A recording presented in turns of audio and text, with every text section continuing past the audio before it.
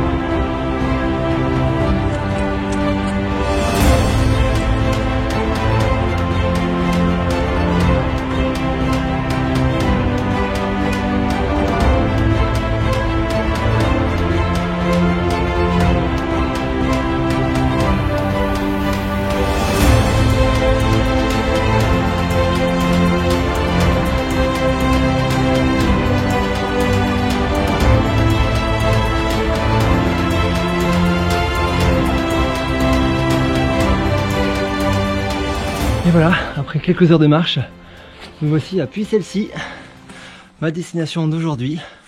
Alors à Puy-Celle-ci, il y a une seule cache classique vers les murailles qu'on va aller trouver, qu'on va aller chercher. Mais il y a une lab. Et une lab, en fait, c'est une sorte de cache particulière qui utilise une autre application. Et les labs, en fait, c'est une sorte de circuit dans un lieu précis, en général dans les villes un peu jolies, et qui vont te faire un petit sentier, un petit parcours pour visiter la ville et t'apprendre des choses sur les différents bâtiments. Un peu comme une sorte de guide virtuel, quoi. Allez, on va visiter tout ça.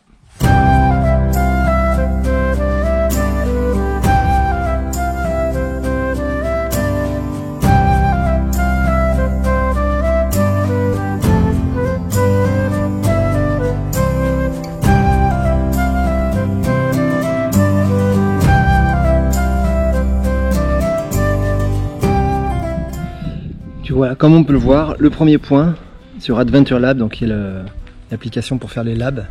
Donc c'est la mairie qui est juste ici. Et du coup, en fait, on nous pose une sorte de question. Hop, on nous dit le point central du village où par plusieurs ruelles étroites et typiques de cette époque. Et selon le panneau, de quoi était décoré le banc de bois au fond de l'église. Donc il y a un petit panneau. Donc en fait, c'est des questions simples, hein, il n'y a pas vraiment d'énigme ou de quoi que ce soit. Voilà, on voit que c'est décoré d'étoiles. Donc je vais rentrer la solution et ça va me donner des points pour la coordonnée finale en fait. Juste un petit intermède pour parler de cette maison que j'ai déjà repérée plusieurs fois. En fait là elle est moins flippante que d'habitude. Parce que d'habitude je l'ai déjà vue de nuit, alors il y a des espèces de lumières bizarres. Il y a le crâne sur la porte et au-dessus de la porte il y avait une sorte de truc en bois.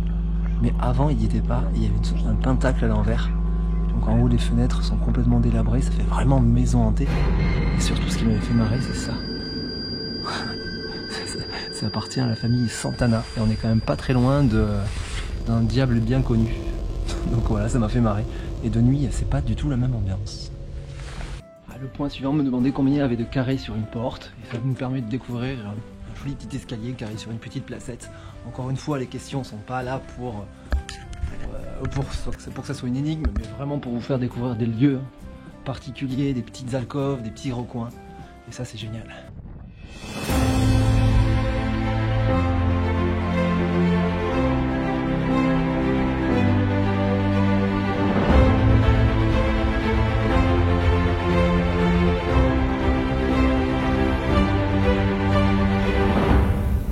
Ok, ici sur ce point on me demande combien comptez-vous d'espace entre les poteaux en haut de la maison.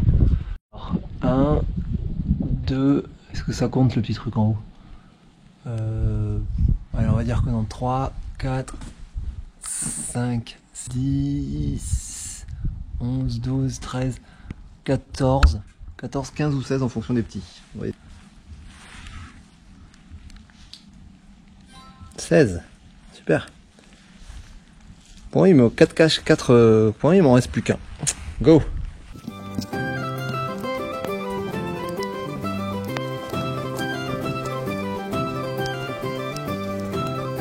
j'ai la coordonnée ici finale, elle se retrouve, hop là. Donc là je suis allé sur le site de géocaching et j'ai directement en fait ouvert la cache secrète qui nécessite de faire la lab avant. J'ai trouvé à l'abri. On demande un mot de passe que j'ai trouvé juste avant et le mot de passe me donne la coordonnée finale. Ah, là c'est bien.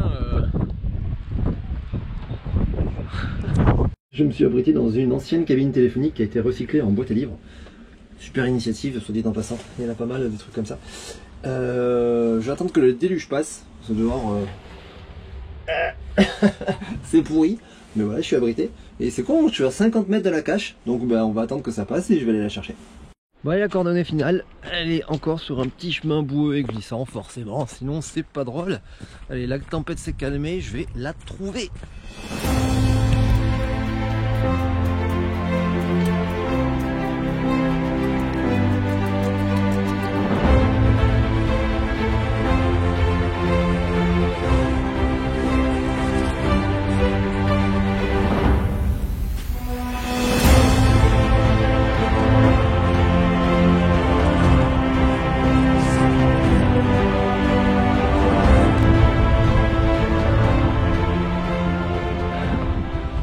Elle est là, je pense que je l'ai vue.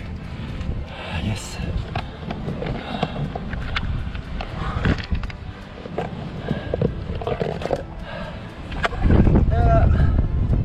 La cache avec le logbook. Je crois qu'il n'y a pas grand chose d'autre. Bon, je vais la loguer. En attendant, vous allez clairement pas m'entendre, je vais mettre à l'abri du vent. Voilà. Hop là. Voilà, ça c'était une lab. Ça permet vraiment de visiter un village autrement, avec en se baladant, en voyant des petits trucs qu'on n'aurait peut-être pas croisé autrement. Ce point de vue là, je le connaissais pas, je connais pas mal puis celle-ci. Mais ce point de vue là, en dehors de la ville, en dehors des sentiers battus.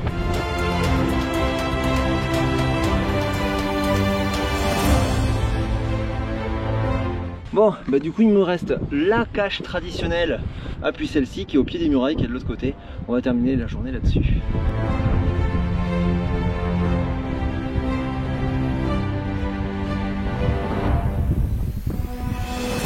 Allez, la cache devrait être par là, c'est une classique.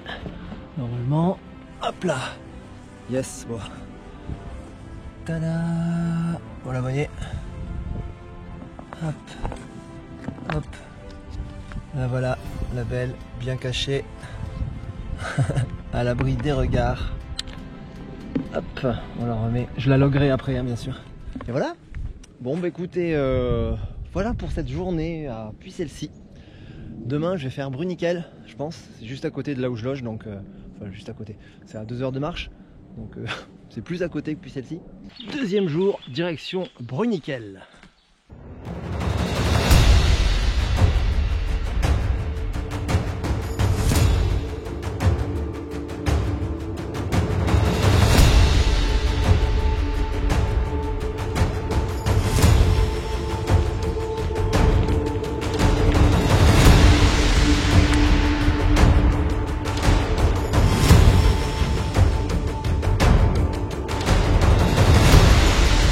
Et nous voici à Bruniquel, où là il y a quelques caches qui se cachent justement.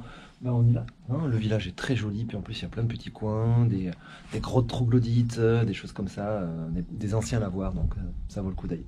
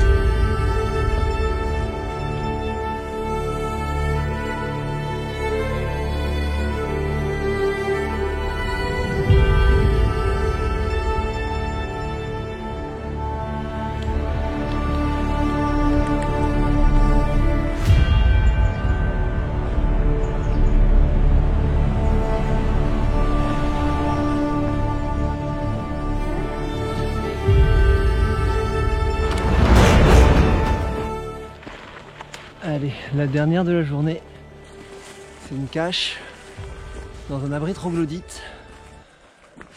J'ai trouvé le petit chemin, si on peut appeler ça un chemin. Et ça devrait être dans la falaise là-bas.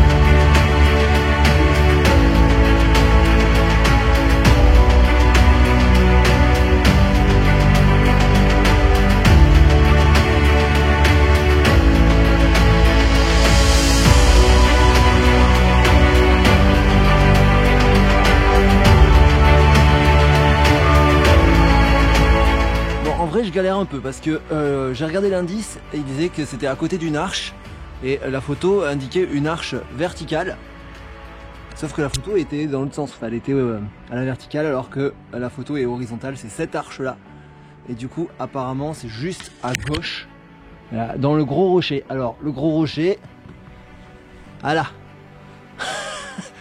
C'est un gros rocher, mais bon, allez, on va faire confiance. On essaye de pas glisser, on profite de la vue. Allez. Là, oh, un caillou qui a pas la même couleur. Yes. Et ben voilà. Ah, il était cool celle-là. Franchement, pour la dernière de la journée, yeah, ça valait carrément le coup. Ouh, on va éviter de se le briser, le coup. Mais voilà, petite journée à Bruniquel. Superbe. Bon après j'ai le retour à faire, j'en ai encore pour 2 heures de marche pour rentrer là. Mais bon, et puis demain, s'il fait beau, enfin en tout cas s'il pleut pas des cordes, je vais à Penn et du coup il y aura une petite série là-bas aussi. Nouveau jour, nouvelle cache, nouveau village. Aujourd'hui on est parti pour Penn.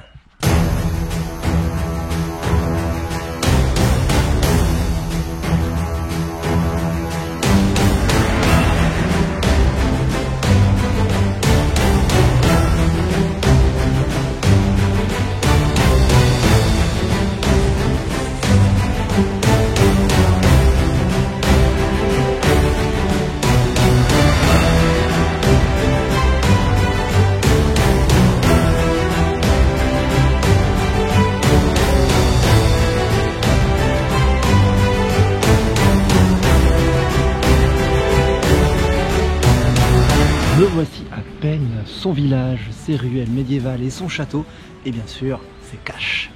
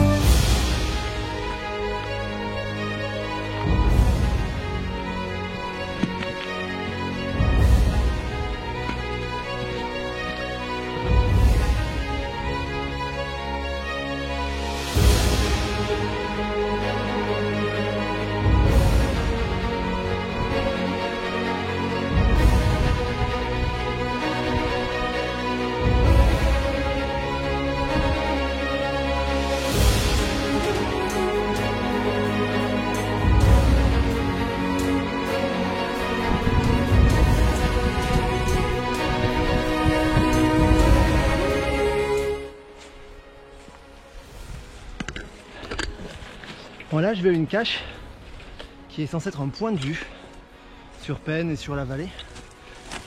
Et clairement, c'est pas vraiment un chemin, c'est pas balisé. Il n'y a aucun moyen de savoir qu'il y a un truc cool par là, si ce n'est le géocaching ou le bouche à oreille bien sûr.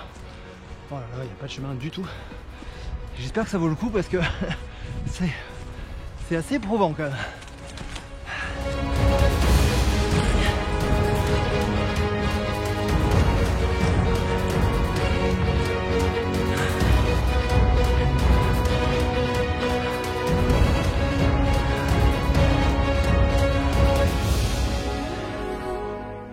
Donc la cache est sous un rocher, pas faire original. Il y en a partout hein, des rochers. Bon, j'ai déjà fouillé pas mal. Et je crois qu'elle est là. Hop là. Hop. Yes. Complètement. Allez. On voit.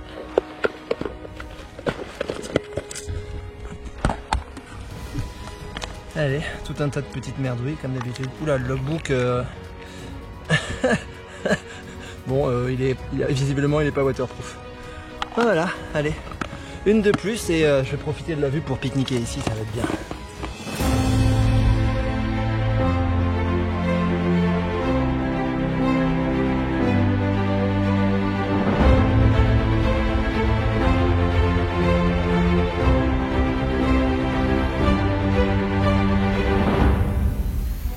Voilà, on profite de cette vue pour la dernière cache de la journée et de mon séjour. C'est une cache point de vue encore une fois sur les hauteurs de Peine et elle devrait être par là dans les fourrés un peu plus loin. Donc ouais, 3 jours dans la région, 3 jours à pied sans véhicule pour pouvoir aller où je voulais, donc fallait que j'aille à pied partout, donc super expérience. Un peu une météo médiocre mais bon, ça c'est pas grave. Et que des beaux coins, que des beaux points de vue, que des beaux villages. Ouais, c'est ce caillou il m'a l'air bien. Oh là là, facile. Bon ben voilà, fin de cette vidéo. J'espère que ça vous aura plu, ça vous aura donné envie de faire des géocaches. N'hésitez pas à me dire si vous en avez fait, si vous avez découvert l'application grâce à ces vidéos et qu'est-ce que ça vous apporte. Si vous en avez découvert des cools, si vous avez des coins à m'indiquer qui pourraient être cool, pas trop loin de Toulouse, hein, je peux pas trop me déplacer non plus. Enfin, ou alors pour des vacances un peu plus exceptionnelles, donc ça pourrait être chouette. Et je vous mets en description les liens pour télécharger l'application géocaching et pour les labs aussi. Voilà, ben n'hésitez pas à commenter tout ça, partager si jamais vous aimez cette vidéo. À très vite pour de nouvelles vidéos géocaching. A bientôt les gens, salut.